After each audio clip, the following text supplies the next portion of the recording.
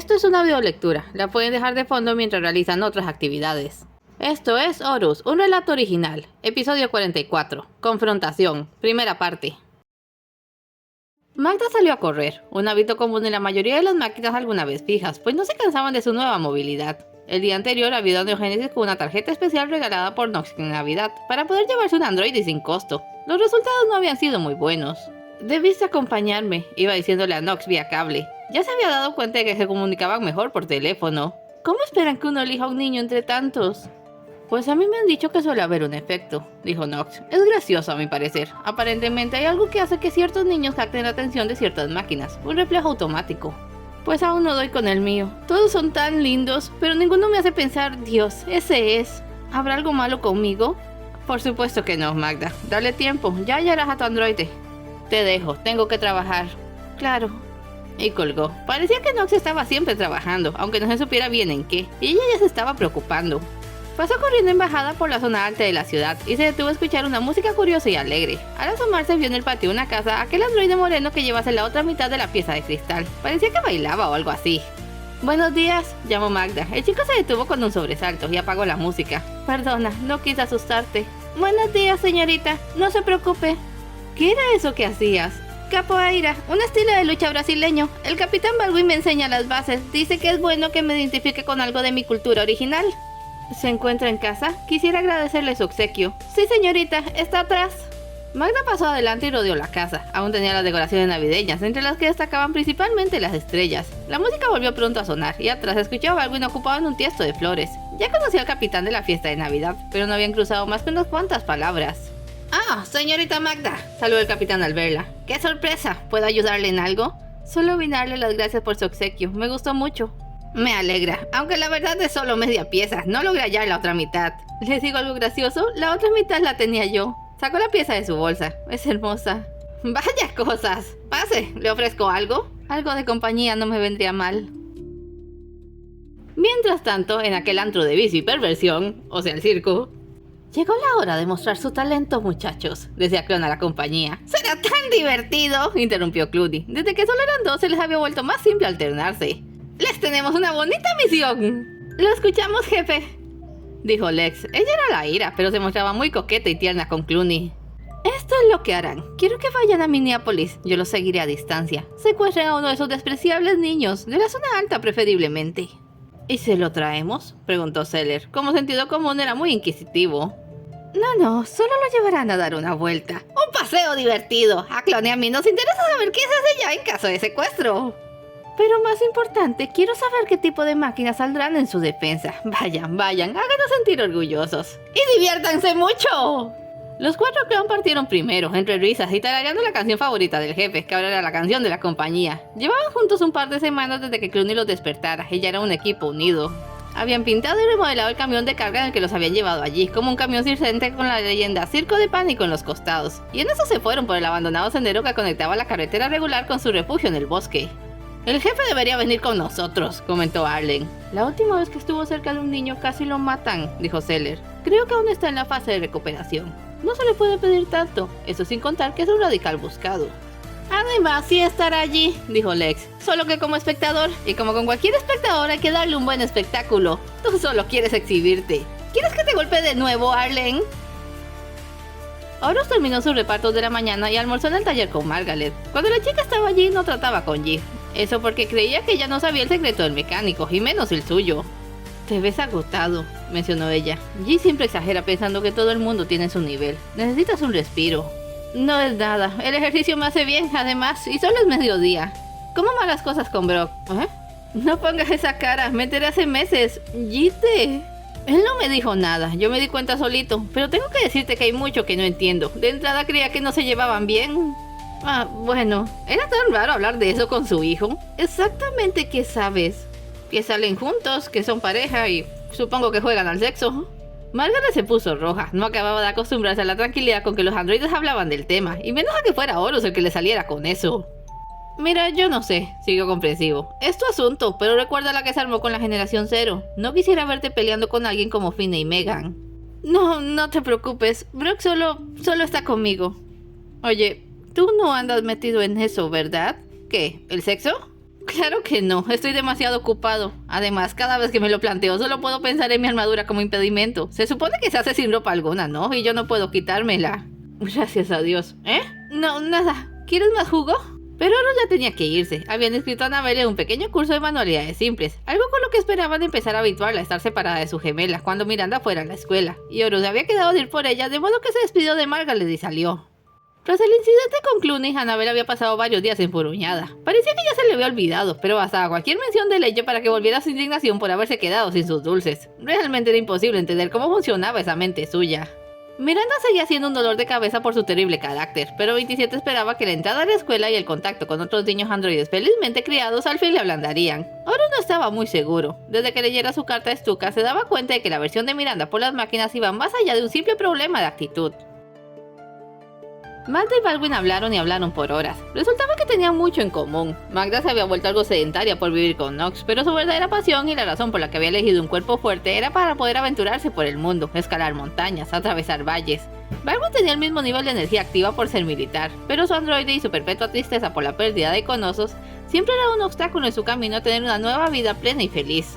Brasil debe ser un lugar asombroso, dijo ella, luego de que Baldwin le contara cuándo había ido allá. Al fondo se oía la música de capoeira, aunque para ese momento Brett debía estar tomando un descanso después del almuerzo. Lo es, casi todo volvió a ser selva virgen tras la guerra, y hay zonas de seguridad habitadas por etnias humanas, pero conservamos Brasilia, Río y otras ciudades. Neogénesis Brasil, en Río, es uno de los centros más grandes, y allí encontré a Brett cuando tenía 2 años. Me bastó verlo para saber que tenía que cuidarlo. El reflejo. Creo que no hay un niño así para mí. Llegará su tiempo. En realidad ni siquiera tenía planeado adoptar un androide, pero fue algo que sucedió. Intentar forzarlo no sirve. Es un niño adorable. De repente la música se detuvo de golpe y ambos escucharon un grito. Barbie fue el primero en levantarse y correr al frente. La radio estaba destrozada y un vehículo de lo más extraño se alejaba a toda velocidad. Podía escuchar a Brett llamándole, pero aquello no tenía sentido. Se llevaban a su androide. Dios mío, ¿quiénes son esos? ¡Futuros cadáveres!, dijo Baldwin, empuñando las manos. ¡Llama al PDC! ¡Voy tras ellos! Por primera vez en mucho tiempo sentí el deseo de la batalla. Rápidamente empezó la persecución. Oro dejó a Annabelle en casa cuando le llamaron. G había instalado un cable de comunicación en su casco. Se apartó un poco para contestar. ¿Qué sucede? Llegó la hora, dijo G. Acaban de secuestrar a un androide de la zona alta. El PDC y las fuerzas de seguridad tienen a los sujetos ubicados en la ciudad y los persiguen. Son los clon. Aquí es donde Orión entra en escena. ¿Ahora? ¿No habría que dejárselo a Falcon y los Stinger? ¿Para qué rayos estoy entrenando entonces? Esta es la prueba de que el gasto de tiempo ha valido la pena y de que ya controlas a Orión, de modo que deja lo que estés haciendo y ven en el acto. De acuerdo. Volvió al comedor. Papá, tengo que volver al taller. Pero acabas de llegar. Ya conoces allí, el trabajo primero. Hasta luego. Y salió de allí sin más. Primero hacia las áreas abandonadas, donde podría activar a Orión sin testigos. Los de Circo de Pánico se detuvieron en una plaza ancha. Siguiendo las instrucciones, debían atrincherarse muy a la vista. Dejaron a Brett encerrado en el camión, y allí los hallaron Falcon, Baldwin y las fuerzas de seguridad. Clooney miraba todo encubierto desde arriba de un edificio. ¡Que comience el show! ¡Unidades!, llamó Falcon. ¡Los tenemos rodeados! ¡Entréguense y las consecuencias serán menores! Se volvió a Baldwin. Tenemos controlada la situación y usted es un civil. Retírese, por favor. Es mi androide a quien se llevaron. No me iré a ninguna parte. De acuerdo, pero déjenos manejar esto a nosotros. De nuevo al altavoz. Última advertencia. Liberen al androide y entréguense. Nunca sin pelear, saltó Arlen. Era muy impulsivo. Venimos a darles un espectáculo y medir sus fuerzas. Somos Circo de Pánico. Y si quieren al niño de vuelta, deberán vérselas con nosotros. Si eso es lo que quieren, dijo Falcon acercándose. ¿Con quién empiezo? No hicieron falta decisiones, porque la primera en saltar al frente fue Lex, empuñando su lanzallamas y arrojando una poderosa flama que obligó a todos a correrse. Con la distracción, Arlen disparó un grupo de cuerdas, aprisionando al capitán, mientras Lex mantenía ocupados a los Stinger con disparos de fuego. Falcon encendió los motores, esperando llevarse arrastrado a Arlen, pero ¿cuál no sería su sorpresa al ver al más pequeño del grupo sosteniendo los hilos con fuerza impensable, y de pronto lo azotaron contra el piso? El próximo frente a él fue Seller, que solo le puso una mano enfrente del rostro y lo flasheó con una luz tan potente que alteró toda su percepción visual. Allí lo tenía atrapado cuando escuchó un ruido de metralla muy cerca y voces de alarma. ¿Qué estaba ocurriendo? No podía ver más que luces parpadeantes que pasaban gradualmente, y cuando se repuso lo bastante para quitarse las cuerdas flojas y ver, deseó haberse quedado ciego. Allí estaba ese radical, y el desgraciado acababa de salvarle. ¡Tú! ¡Hola, capitán! Saludó Orión, indolente, y disparó una ráfaga hacia Lex para que ésta dejara de disparar a los Stinger. ¿Qué me dices si unimos fuerzas y acabamos con estos payasos? ¿De qué lado estás? Del de los androides, por supuesto. Solo porque son 4, pero te juro que una vez nos libremos de ellos me ocuparé de ti. Buena suerte con eso. ¿Y ese quién es? Se preguntó Clon desde su punto de observación. Parece más potente que Falcon. ¡Y es lindo! Cállate, Clooney. Ahora eran 3 contra 4 en la batalla, contando a Baldwin, que se había unido al ver cómo estaban de dispares las cosas. Rápidamente el sensor de Orión marcó a todos en la escena como blancos mecánicos, salvo a Falcon, pero esta vez no fue poseído por el deseo de aniquilar. Ahora podía controlar el impulso de su armadura y decidir cómo hacerlo. Además, tenía la voz de G por el cable de comunicación, siempre pendiente para ayudarle. Los clones se miraron desconcertados, pues no esperaban a este sujeto extra. Esto degenera, dijo Zeller. También era precavido. Yo creo que ya hicimos nuestra parte, habría que ir planeando una retirada. ¡No seas cobarde!, le replicó Arlen. ¡Pido con el capitán! ¡Que Mimik se ocupe del nuevo!, dijo Lex. Claro, aceptó Arlen. Yo prepararé el camión. Acabaron de repartirse. Igual voy a romperle la armadura a todos. A ver cuánto te dura lo valiente, dijo Lex, lanzando otra ráfaga de fuego. Cuando se separaron para evadir, Orión se vio frente a Mimik. El pequeño parecía medio perdido en el momento, así que aprovechó para atacarlo. Pero cuando Mimik se dio cuenta, le devolvió el golpe. No se preocupó porque era muy pequeño para alcanzarle, pero de la nada un puño enorme apareció golpeándolo y arrojándolo 1 metro más allá. ¿Con qué rayos me golpeó? Proyector molecular, ¿te acuerdas? Sonó la sarcástica voz de G en su cabeza. ¿Y eso qué significa? Significa que pueden materializar objetos de la nada por fracciones de segundo. El enorme puño ya había desaparecido y Mimik se veía francamente asustado, pero ahora Orión sabía que no podía fiarse de ese aspecto. Se puso de pie y descargó su metralla a distancia, pero las balas fueron paradas por una pared invisible. No obstante, eso esperaba, pues pudo acercárselo bastante esta vez para golpearlo. Por su lado, Falcon había tenido el tiempo de medir las actitudes de Arlen, y sin la ventaja del factor sorpresa podía usar su ventaja en el aire. Atrapó uno de los ganchos que la arrojaban, y esta vez sí que pudo darse el gusto levantándolo del suelo y arrastrándolo un rato. Baldwin logró acercárselo bastante a Lex para obligarla a prescindir del lanzallamas, y se trabaron en una lucha cuerpo a cuerpo. Estaba furioso por primera vez en mucho tiempo, y solo quería recuperar a Bregg y llevárselo a casa.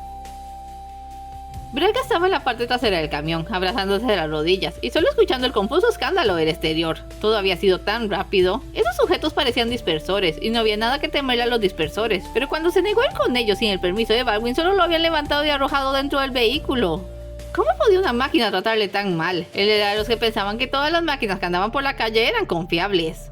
Escuchó un ruido más cerca y se encogió de miedo cuando la puerta se entreabrió. No era un clon, era la máquina que en la mañana había llegado a visitar a Baldwin. Señorita Magda, vámonos ahora que están distraídos. Bregg se levantó y corrió hacia ella y la abrazó con fuerza, sintiéndose increíblemente aliviado. Magda le devolvió el abrazo notando algo, una vibración, un reflejo de afecto que solo podía interpretar como el deseo de cuidar de ese pequeño. Se deslizó con cuidado alejándose de allí, pero entonces se vio rodeada de un espeso manto de humo. ¿Para dónde crees que vas?, se oyó la voz de Zeller. El show aún no acaba. Me llevo al niño, dijo decidida. Fuera de mi camino, o si no... ¿O si no qué? Te las verás conmigo, dijo una voz suave y modulada. ¡Nox! ¿Qué pasa allá?, dijo Clooney, mirando la capa de humo. Creí que Zeller estaba solo. Presiento algo grande. Hay que ir preparando la salida. Orión ya tenía medido a Mimik cuando este desapareció. No fue solo que se fuera, realmente se esfumó frente a sus ojos, y entonces alguien lo golpeó. Debía estar haciendo uso de su campo de camuflaje, y de paso parecía que no ser visto le daba agallas al pequeño.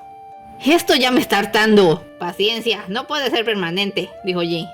Para ti es fácil decirlo, ni siquiera estás aquí. ¿Ahora habla solo? Falcon aterrizó a su lado, tirando a Arlen sobre el camión. Había mucho humo a un lado. Creo que esa cosa se quema, hay que sacar al androide. Yo voy, no pienso perderte de vista. Baldwin, el capitán acudió al instante. Ya Lex había apartado al ver caer a su compañero, de modo que Baldwin tuvo vía libre.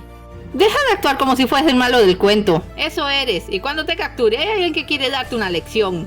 Nox, por favor, oí que en la guerra siempre se quedaba en segunda fila. Más que soldado parece ornamento. No te atrevas a insultar al general. Calla y atiende, fanático. Al extenderse el humo, Horus pudo ver una figura revolviéndolo. Allí estaba el enano aquel. Sacó su rifle, apuntó y disparó fallando por muy poco, pero lo bastante cerca para espantar al mimo y hacerlo visible otra vez. Varios Stingers descendieron rodeándolos. Fin del juego, dijo Falcon. Entréguense ahora. ¡Qué malo es cuando cancelan la función a medio acto! Clon entró en escena de forma tan espectacular como la acostumbraba. De 4 saltos estuvo arriba del camión, abrió su saco y dejó caer una serie de esferas que estallaron con luces brillantes, dejándolos ciegos a todos lo bastante para que los 4 clones subieran al vehículo y salieran volando de allí. ¡Maldición!, exclamó Falcon. ¡Persíganlos! Los Stingers salieron tras su rastro. ¿Están todos bien? Tenemos a Brett, dijo Baldwin, que ya había recuperado al pequeño. Menos mal. ¿General Knox? Oro se quedó frío, aún no veía, pero sí había escuchado. Capitán Falcon, lo oyó decir. Tenemos a un radical de mayor nivel aquí. Aprécelo ahora. Sí, señor. Oro dio un paso atrás y entonces la voz de G tronó en su cabeza. ¡No lo mires! ¿Qué? Cierra los ojos, huye de allí. No te atrevas a ver a Knox. Pero no podía obedecer ninguna de las dos ideas, porque el Falcon ya lo había sujetado de atrás, y su vista se aclaró de súbito. Lo primero que vio fue precisamente a Knox, y esa voz mecánica de su armadura. Identificando blanco. General Fort Knox, objetivo principal. Orden de acción, destruir. Es todo por hoy, no se vayan sin dejar un like y un comentario, y nos vemos en el siguiente episodio.